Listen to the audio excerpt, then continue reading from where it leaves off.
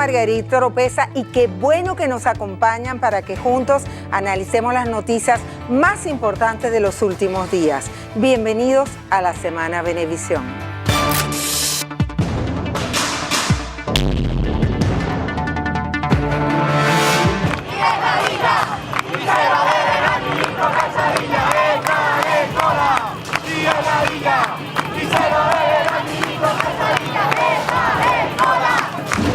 Ese ajuste no corresponde con los aumentos de la inflación que se ha desplegado a lo largo de un conjunto de años y que han afectado y han mermado el salario universitario. Yo le decía al Papa Francisco hoy que admiraba sus discursos y la ética del poder que él en sus discursos transmitía. Ese estudio, de repente lo habrán hecho allá en la oficina presidencial, o lo hicieron, no sé, en la casa de lo que nuestro pueblo llama los enchufados, habrán hecho allí. Allá no debe haber hambre, pero aquí podemos invitarlos a los señores de la FAO o a cualquier otra persona que tenga interés, podemos llevarlos a Guarena para que vean en Guarena gente pasando hambre. Hemos venido haciendo grandes esfuerzos en ir estabilizando el sistema. De hecho, ya hoy nuestro plan de corto plazo ha incorporado 606 megavatios adicionales al sistema de los 1000 que están planteados en el plan. Y si la unidad venezolana no presenta los mejores candidatos para llevarlos ahí a las comunidades, que pateen cerro, que lleguen a las comunidades, que hablen con los dirigentes populares, que se conecten con la gente y lleven una propuesta concreta, definitivamente no van a triunfar en las elecciones.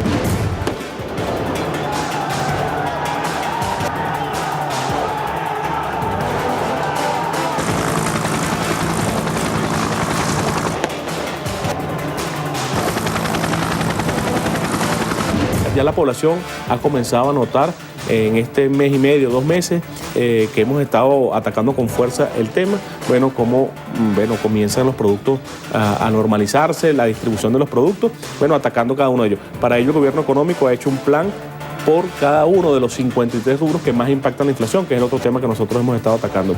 Las elecciones se convocaron oficialmente el día 11 de junio, por ende el registro electoral debe cerrar el día 11 de julio. Esas son las 3 peticiones que le hicimos al Consejo Nacional Electoral y aún estamos esperando respuesta.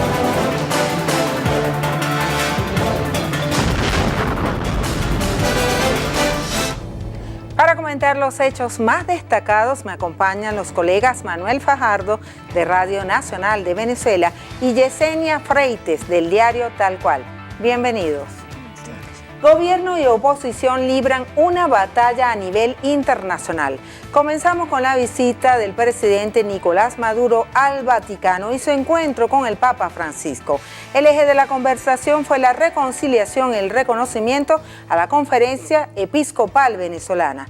La oposición también pudo estrechar la mano del Sumo Pontífice y pedirle que medie a favor de los presos y exiliados políticos. Impresionante humildad la que encontré en un hombre que he visto por primera vez en mi vida. Y le dije que yo me sentía expresado por la ética que él estaba expresando. El Santo Padre dispensó unos minutos a la delegación venezolana, tiempo suficiente para agradecer la intermediación de la Iglesia y los pastores de Venezuela en la resolución del conflicto referido a los prisioneros y a los exiliados venezolanos. La batalla política también viajó al exterior. Gobierno y líderes de la oposición buscan el reconocimiento de los líderes internacionales. ¿Cómo podemos calificar la gira del presidente Maduro y también la gira de la oposición? ¿Cuál es el resultado, Manuel?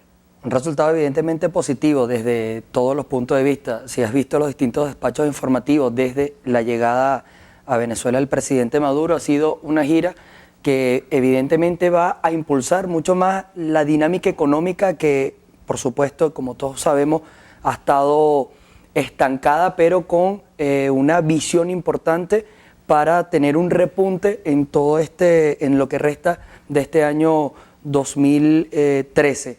Evidentemente el área de turismo, también el área cultural, que fue parte de la misma dinámica y la agenda. El reconocimiento internacional, pues lo vimos una vez que se dieron los resultados del Consejo Nacional Electoral, todo lo que fue la toma de posesión, muchos líderes latinoamericanos y del mundo vinieron a Venezuela y también a presenciar lo que fue la ratificación de Nicolás Maduro como presidente constitucional de la República Bolivariana de Venezuela. Me parece a todas un inicio internacional bien importante y que va a marcar pauta no solamente en Europa, sino en las distintas giras que estoy seguro van a venir para Latinoamérica y Asia. Eso es con respecto al presidente Nicolás Maduro. Con respecto a la gira de los líderes de la oposición que tuvieron un breve encuentro con el Papa Francisco, pero lo tuvieron, ¿cómo lo calificas? La posición venezolana, buscando el reconocimiento internacional que pueda tener, está en todo su derecho de llevar su postura y su posición a los niveles internacionales a los cuales decida. Evidentemente, los presos y exiliados políticos, que fue la bandera que llevaron, sería cuestión de revisar. ¿Realmente son presos políticos? Es la pregunta que se hacen muchas personas. Recordemos que son detenidos, que están por los sucesos del año 2002 y distintas situaciones que se han dado en el país, que ha dado con la muerte de venezolanos. Hay sectores, los amplios sectores, las pruebas judiciales dicen que están siendo juzgados por delitos comunes. Entonces sería cuestión de ver qué papel va a jugar la Iglesia allí. La Iglesia, tiene toda la cabida y ha tenido participación en los distintos planes que se vienen ejecutando del Gobierno Nacional, inclusive en el movimiento por la paz y la vida. La Iglesia venezolana ha optado por iniciar un camino de reconciliación y de paz, que creo que también es el llamado y la mano que se ha atendido desde el Ejecutivo Nacional. Yesenia, ¿tú crees que el gobierno del presidente Nicolás Maduro ha reconocido a la Conferencia Episcopal Venezolana? Bueno, yo considero que parte de ese reconocimiento es ir hasta Roma, pues si no lo reconociera como una institución importante dentro del país, entonces ¿para qué sentido tendría ir hasta la máxima institución? Considero que el hecho de que el presidente viaje hasta Roma y tenga un encuentro cara a cara con el máximo representante de los católicos, le puede traer, si se toman realmente las conversaciones como tal, mucho beneficio al trabajo que han hecho los diputados para esa ley de amnistía, que de verdad que podría beneficiar a muchas personas que están privadas de su libertad por razones que no son exactamente las que deberían, pues son razones políticas netamente. ¿Y tú ves en el Papa Francisco voluntad para mediar en la situación venezolana?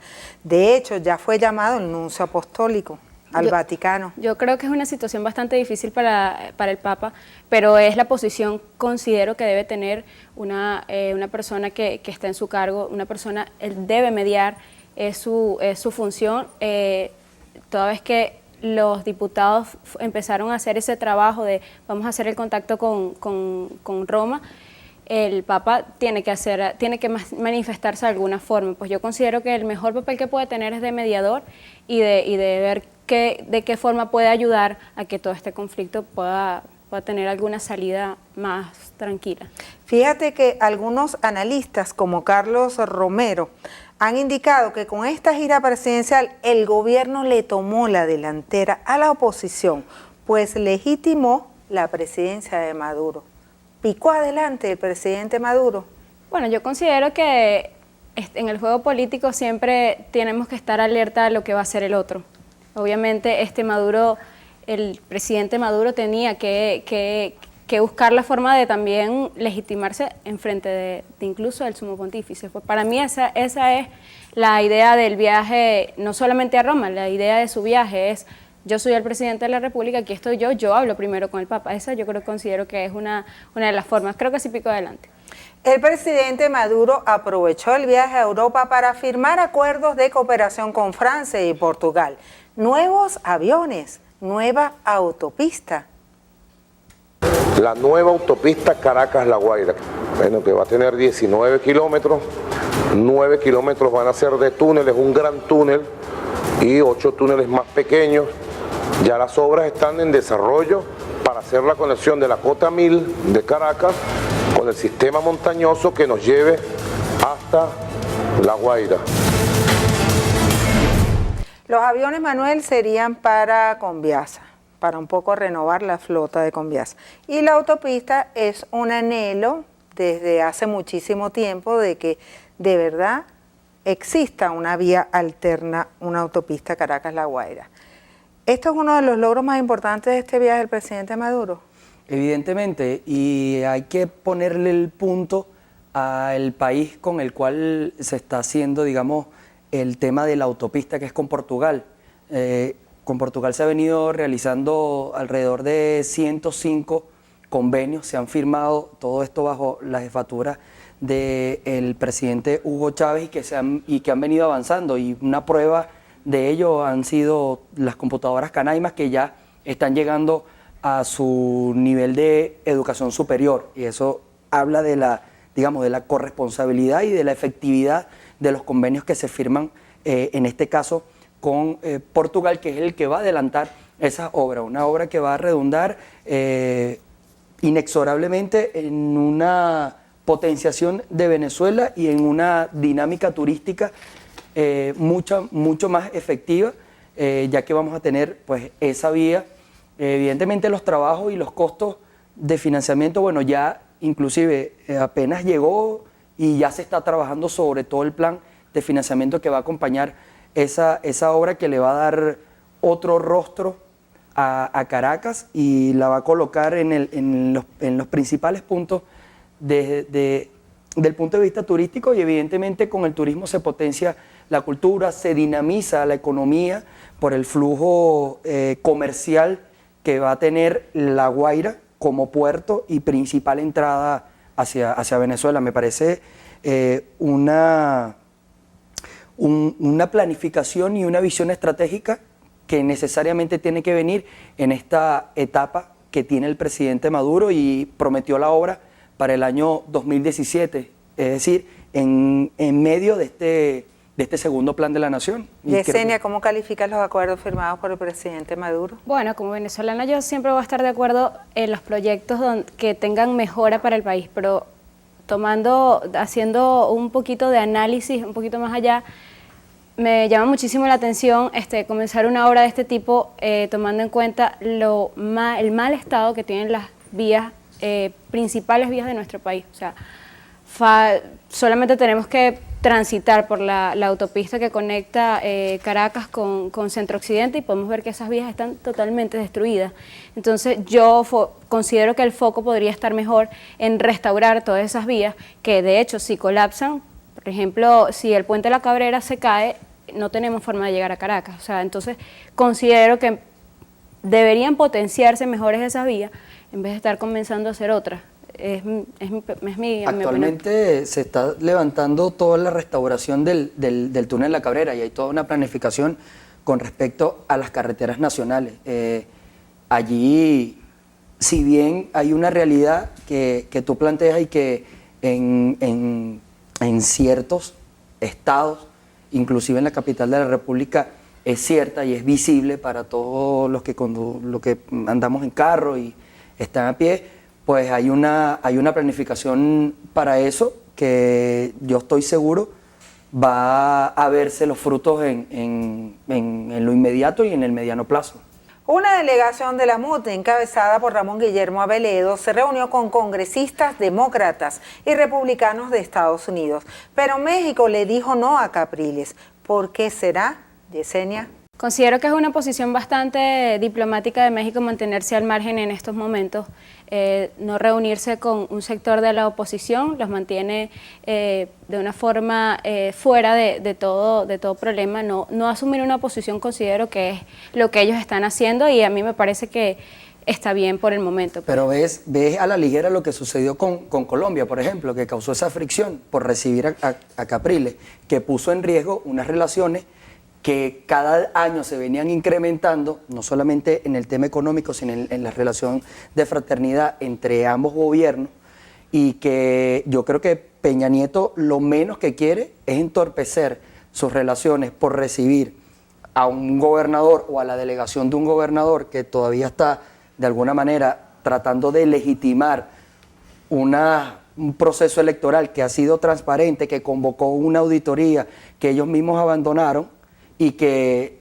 no tiene ningún sentido recibirlo y enfrentar un problema diplomático con una nación que me deja altos dividendos desde el punto de vista económico y desde el punto de vista de relación bilateral de beneficio para ambas naciones, por simplemente, vamos a decirlo de alguna manera, continuar con el capricho de Rapidito, tener un quiero reconocimiento acotar internacional. lo que dijo el presidente de México, Enrique Peña Nieto. Dijo que no recibirá al líder opositor Enrique Capriles porque su gobierno ya reconoció a Nicolás Maduro y porque además no se puede meter en un conflicto interno ni fijar posición.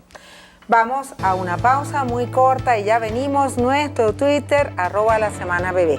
Al regreso, fuego, arden.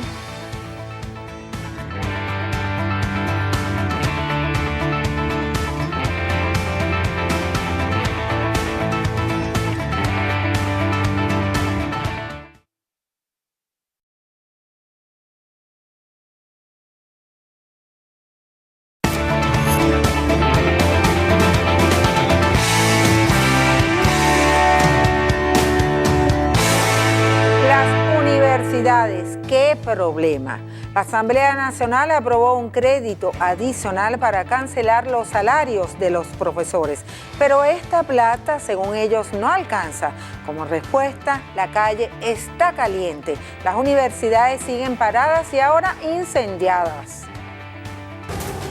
Es importante que llamamos a la rectora de la universidad a que asuma su responsabilidad y trabaje para mantener la calma en esa universidad.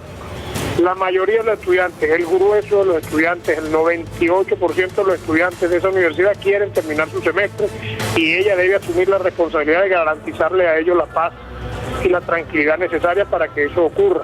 Un autobús quemado de la UPEL, una van quemada de la UNEXPO, y había niños en esa van, en ese autobús. ¿Cómo explotó esa van y destroza y hace daños irreparables y cuantiosos en el edificio? ¿Irreparables? Espero que no, pero pudieran serlo. Y cuantioso en el edificio rectoral, Patrimonio de la Humanidad. ¿Cómo dispararon contra el patrimonio de esta universidad? ¿Cómo destrozaron por séptima vez la puerta de entrada del edificio rectoral? Eso no es inseguridad, ministro, eso es delincuencia. El conflicto universitario ha generado consecuencias dramáticas. ¿Cómo califican ustedes lo que está ocurriendo?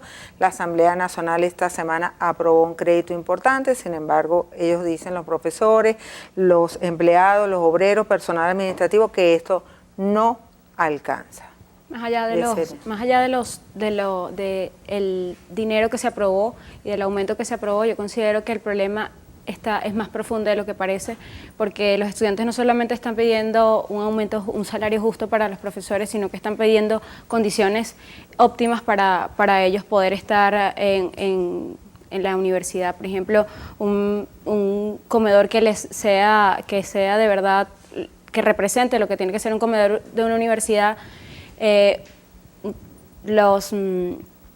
Claro, pero son 13 universidades de 64 que hay en el país. O sea, comprometer la educación porque se sentaron en una mesa, se llegó a un acuerdo de un aumento de casi el 100%.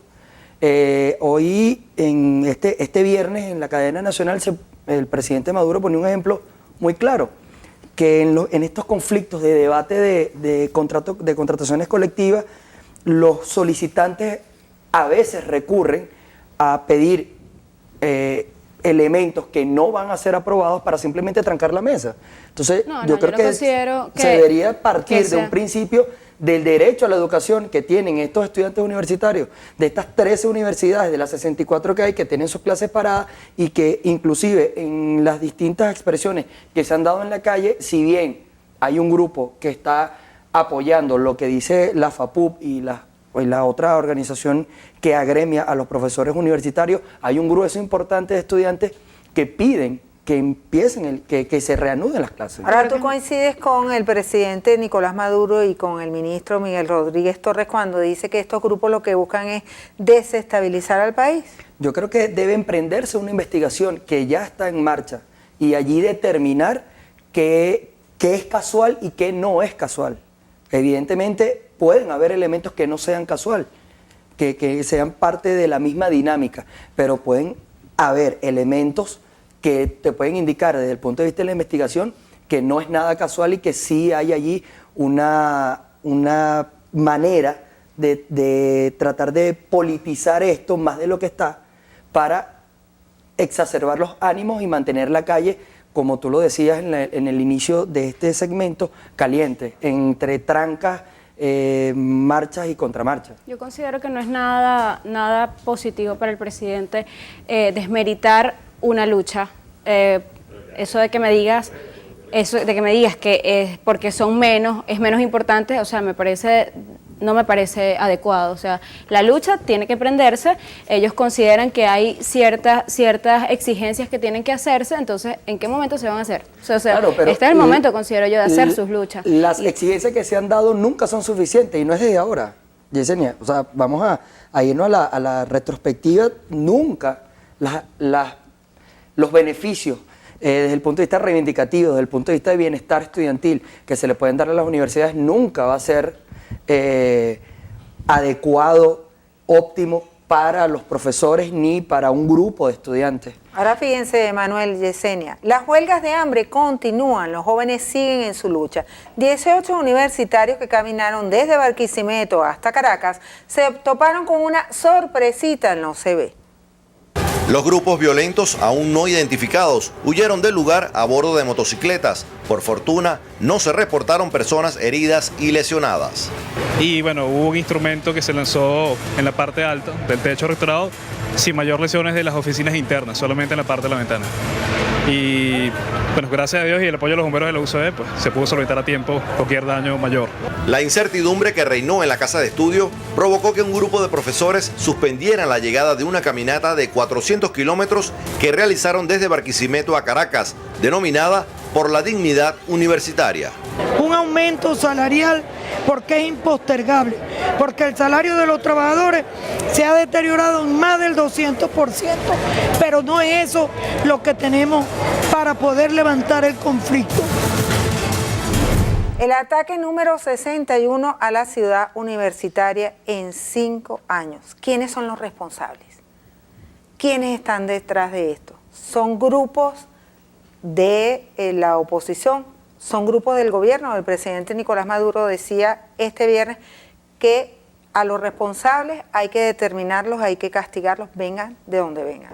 Manuel o Yesenia, ¿cuál de los dos quiere hablar primero? Evidentemente yo estoy y siempre voy a estar de acuerdo con que se abra una investigación sobre los distintos hechos que se fomentan en la Universidad Central de Venezuela. Justamente este viernes también había una reflexión importante, que a veces vestidos de bolivarianos, revolucionarios, como se quieran hacer llamar, le hacen un flaco favor al presidente Maduro o a la gestión que él lidera.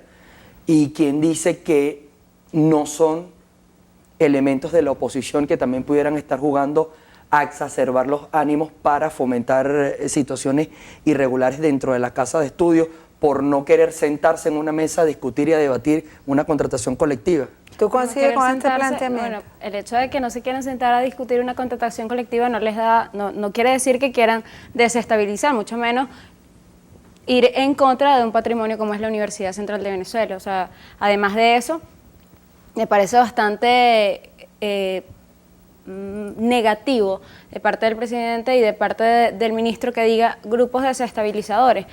Yo lo que he visto hasta ahora es que los estudiantes han hecho huelga de hambre, han hecho caminatas de unas ciudades a otras. Yo creo que eso no son acciones desestabilizadoras. Ya el solo tildarlos así hace mella en las intenciones de la gente de hacer las cosas de una u otra manera. Pero sí creo que hay grupos interesados. No sé si son del gobierno o de la oposición.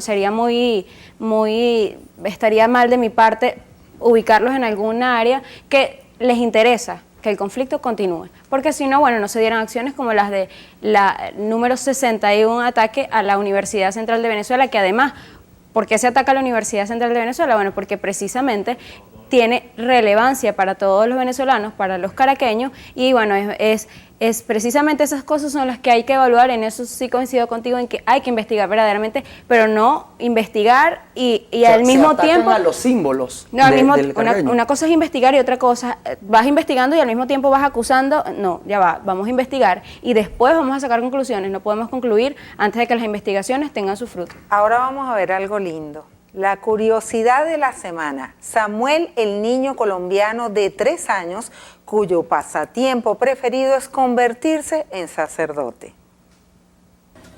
Y la sangre de Jesucristo nuestro Señor. Amén. El cual, cuando va a ser entregado a su pasión, voluntariamente sentado tomó pan. Dándose gracia lo partió, lo dio a sus discípulos diciendo: tomad y comer todo de él, porque esto es mi cuerpo, que será entregado por nosotros.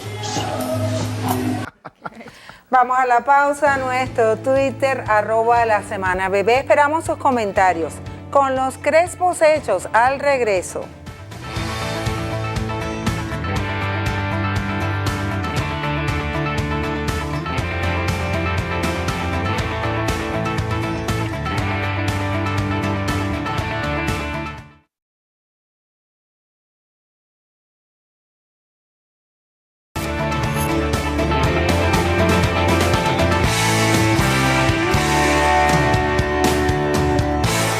Continuamos con la Semana Venevisión. Revisemos la situación electoral.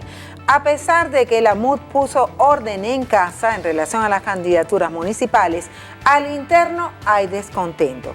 Guanipa de Maracaibo y Ecarri en Caracas se quedaron con los crespos hechos. Año y medio después, la candidatura es más artificial todavía y, por supuesto, necesitamos revisar esa candidatura para que le demos un triunfo a Caracas. Nuestro adversario de esta política es quien hoy desgobierna Caracas, el señor Rodríguez. A él le decimos: prepárese que vamos por usted, compañero. Nosotros vamos por el 80% de las alcaldías, de las 335 que hay, y tú ves a los sectores de la derecha cayéndose a dentelladas, peleándose por las candidaturas, que si este, que si el otro. Hablan pestes de un señor que parece que quiere ser candidato aquí del municipio Bolivariano Libertador. Al que pongan lo estamos esperando. La MUD ratificó a Belín Trejo para la alcaldía de Maracaibo, a Ismael García para Caracas, a Antonio Ledesma para la alcaldía metropolitana. Sin embargo, tenemos declaraciones de Carri que dice que si el candidato es Ismael, la derrota es segura. Yesenia. Bueno, Carri habla sobre un trabajo que él ha hecho desde hace muchísimo tiempo a raíz de participar en la contienda electoral de 2010 en las parlamentarias. A pesar de que él no ganó, él asegura que llegó muy cerca del candidato oficialista, que en esa oportunidad fue el más votado en un sector en un sector donde el oficialismo siempre había salido con la mayoría de los votos. Pues él se respalda en eso porque asegura que ha hecho un trabajo todo este tiempo. ¿Y por qué no ha presentado esas pruebas a la MUD? Ese es el punto que debería hacer Ecarri dentro de los próximos días. Si él asegura tener un liderazgo dentro de Libertador, debería presentarlo, porque además eso está en la normativa de la Mesa de la Unidad Democrática para poder elegir algún candidato. La normativa implica haber participado en unas primarias o haber estado por consenso o a través de encuestas que demuestren y respalden: mira, este es el candidato que verdaderamente debe participar en esta contienda. Yo considero que Carri, como un país democrático debe ser, está solicitando lo que debe. Bueno, más allá de eso, la MUD obviamente tiene que cuidarse muchísimo, porque en la medida en que le dé a Carri lo que pide, entonces los demás también van a empezar a pedir. Es que igual allí no se ve, desde mi punto de vista, no se ve transparencia dentro de la Mesa de la Unidad. Si ellos fueron al que organizaron su proceso de primaria y ya se había determinado los candidatos que iban a ser, ¿por qué venir a salir ahora con este juego que so pena hace quedar muy mal a la Mesa de la Unidad, más de lo que está con las derrotas que ha venido teniendo desde el punto de vista electoral y le allana el camino a los factores de la revolución para consolidar una victoria importante, como lo decía en el micro que presentabas antes de llegar a esta discusión, el Jorge Rodríguez, que va a ser el candidato del del partido. La Mesa de la Unidad ha tenido, a mi juicio, una postura muy coherente dentro de todo. Si tú llevaste a cabo un proceso de primarias, tú debes respetar ese proceso de primaria, porque se trata de lo que tú no le puedes solicitar a la gente, preguntarle a la gente qué candidato quieres y después poner cualquiera que se te ocurra. Claro, pues todo pasa por un proceso de coherencia, de hacer lo que se hace y lo que se dice. Más allá de la candidatura, la Mesa de la Unidad Democrática no piensa estas elecciones o las que sean municipales, sean regionales o sean presidenciales, en proyectos país, en proyectos de Estado o en proyectos ciudad. Es allí la pregunta. O sea, hay un dime y direte de candidaturas, pero ¿dónde queda la gestión? ¿Dónde queda el proyecto que tú tienes para Caracas, en este caso, o para Maracaibo, que en ese caso fue de consenso, que ni siquiera fueron unas primarias, que es menos transparente todavía? ¿Tú no ves este tipo de problemas en el PSUV? El PSUV tiene su dinámica, que la discuten a lo interno y luego de eso pues hay un proceso importante de dar a conocer los candidatos. Evidentemente el Partido Socialista Unido de Venezuela aboga por candidatos que vayan de acuerdo o cónsonos con el segundo plan socialista de la nación, es decir, un plan país, que no vas a tener un candidato que esté divorciado de un plan que es común, que es conjunto, que es del país, que es de las regiones y que es de los municipios. Entonces, creo que allí radica la fortaleza desde el punto de vista electoral que tiene el Partido Socialista Unido de Venezuela. Además que es un partido que, más allá de lo que viene sucediendo con la Mesa de la Unidad, no trabaja en las coyunturas electorales, sino que es un trabajo permanente y constante, y lo vemos diariamente en las distintas reseñas informativas que se ven por los medios. Quien dice que los candidatos de oposición no trabajan constantemente dentro de...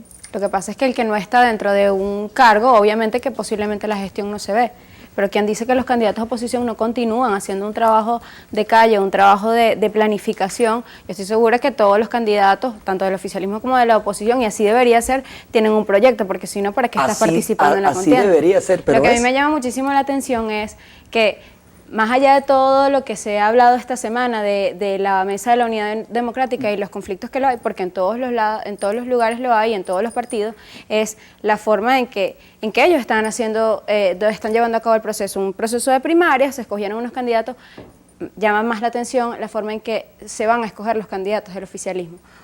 ¿Quién escoge los candidatos del oficialismo? ¿Quién me dice a mí que Jorge Rodríguez es el más coherente para estar ahí donde está? O sea, eso también llama muchísimo la atención. Capriles centra su mirada en el 8 de diciembre y los resultados. Insiste en que los muertos no pueden votar.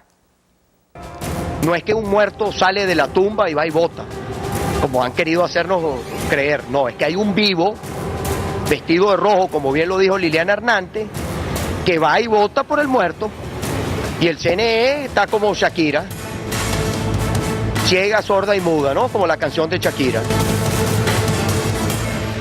Ahora hablemos de las pasadas elecciones del 14 de abril, y es que el Tribunal Supremo de Justicia determinó que será la Sala Constitucional que preside Gladys Gutiérrez la que se abocará a conocer de los recursos interpuestos por el Comando Simón Bolívar y también por Enrique Capriles. ¿Qué opinan de esta decisión? Ya era momento de que el Tribunal Supremo de Justicia hiciera algún pronunciamiento. Ya era el momento.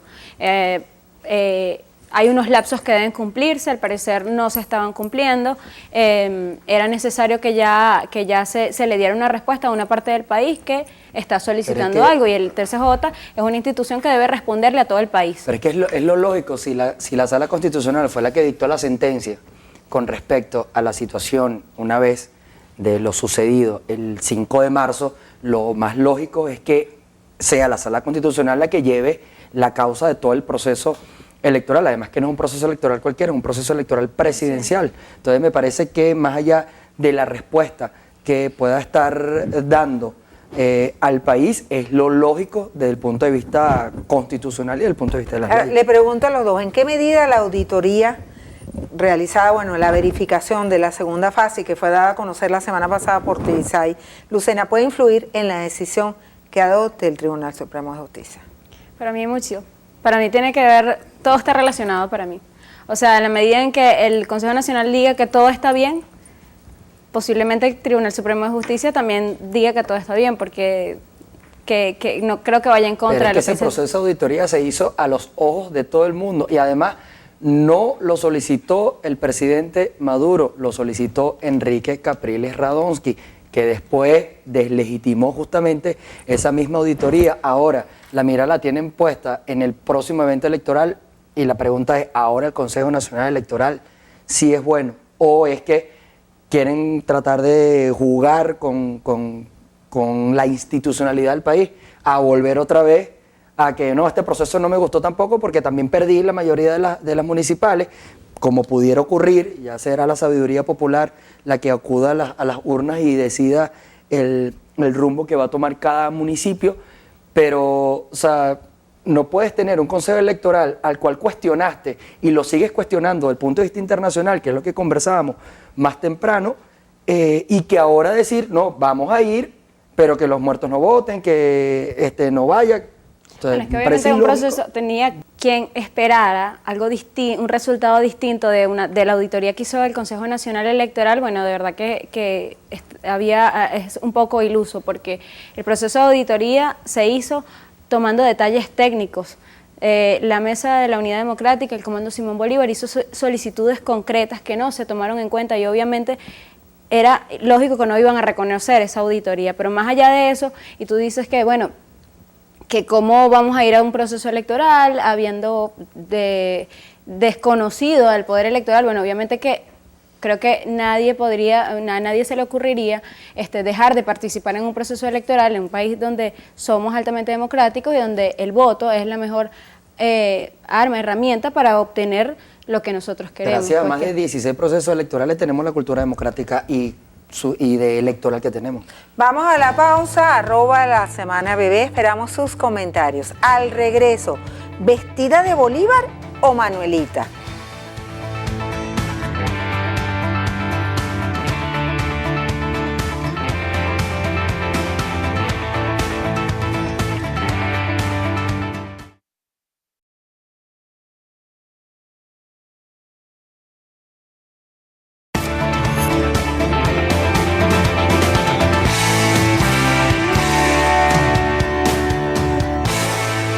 De regreso con la Semana Venevisión, nos vamos a la Asamblea Nacional. El proyecto de ley de protección al artista llegó al hemiciclo vestida de patriota. La acompañaron artistas revolucionarios. Échala tu palabra contra quien sea de una vez. Así sepas que rompe nubes, échala. La palabra por dentro quema y te hace. Yo estoy segura que todos los que están aquí, de quienes depende la aprobación de esta ley, van a hacerlo con el corazón. Porque la cultura es lo más importante para un país. Un país con cultura vive en democracia, vive en paz y vive en libertad. ¿Por qué Soledad Bravo no se encuentra aquí con nosotros? ¿O por qué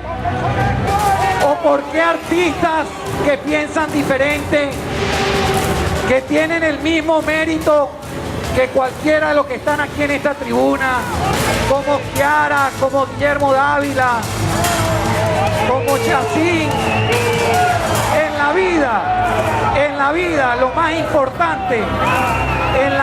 más importante es mantener la coherencia. Entonces cuando uno va a hablar, entonces no debe dejar el rabo afuera porque se lo van a quemar. Nosotros respetamos a todos los artistas, cultores, tengan el color que tengan, y esta ley es para eso. Es para eso. Respetamos profundamente a los venezolanos y a la venezolana. Mira, desde el que hace los tambores allá en Barlovento,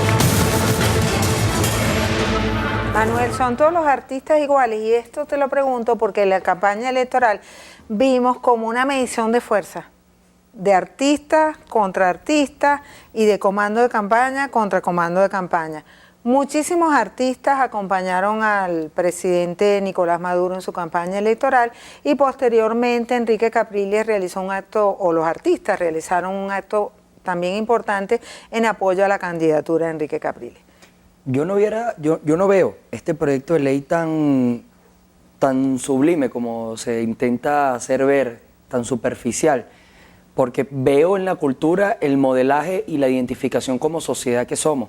Entonces me parece fundamental que se debata un proyecto de ley de protección al artista y que es para todos los artistas, porque artista es artista, independientemente de su posición política. El papel que jugaron dentro de la campaña electoral evidentemente abrió un debate y el debate se vio en las calles y se sigue viendo en estas dinámicas que se han dado de una asociación que está haciendo un trabajo, un Frente Nacional de Artistas que apoyaron este trabajos proyecto comunitarios, trabajos sociales. Que apoyaron este proyecto de ley y otros que estaban bajo la misma línea, pero que no apoyaron el proyecto de ley simplemente porque según ellos se le estaba dando una connotación política, cosa que si es de protección para el artista, seas tú opositor o seas tú afecto a la gestión del presidente Maduro,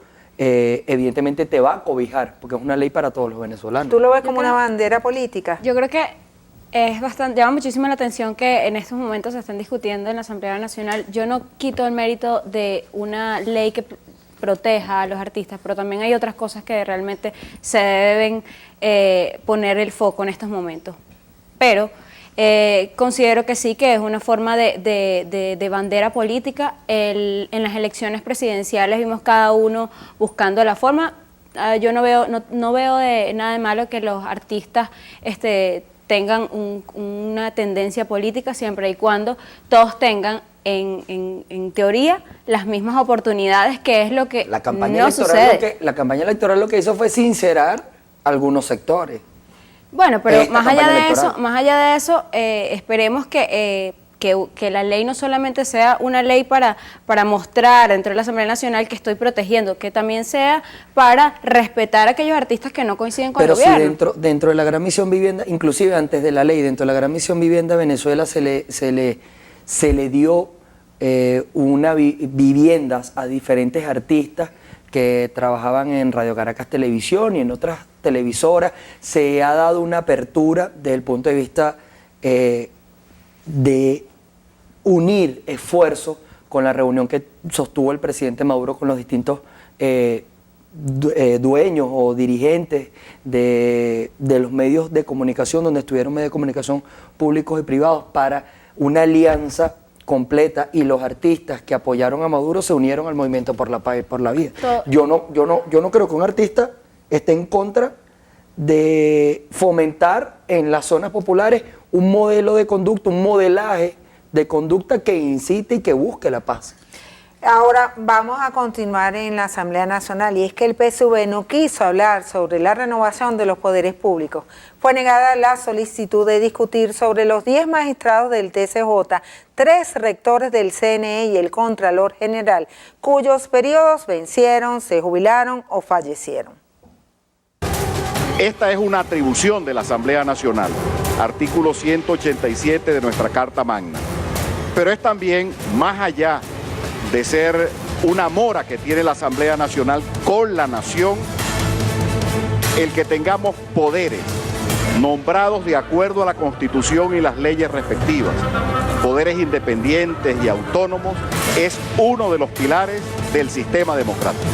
Lleva intrínseco una tremendura política, porque el pueblo venezolano de manera soberana decidió en el abril pasado, el 14 de abril pasado, la renovación del Poder Ejecutivo. Una victoria irrefutable. Eso hay que dejarlo bien claro. Yesenia, ¿por qué crees que la Asamblea Nacional no quiere discutir este punto? Bueno, para mí al oficialismo le conviene dejar los poderes como están. A ellos no les ha ido nada mal los últimos días con los últimos sucesos, entonces para ellos es preferible dejar a los rectores que están, no nombrar al contralor y para ellos sería más viable eso, sería menos polémico en estos momentos. Hay una dinámica legislativa, una agenda legislativa que se está haciendo respetar y creo que es parte de un trabajo que se viene haciendo. Se discutirá en cuanto a la agenda legislativa y el proceso de debates dentro de la Asamblea Nacional así lo disponga. Así llegamos al final de la Semana Venevisión. Gracias a los invitados y a ustedes por sintonizarnos. Conozca Agüita de Coco, el video que está causando furor en internet y que lo canta una mujer de origen peruano. Yo quiero tomar agüita de coco, estoy de sed. Amen.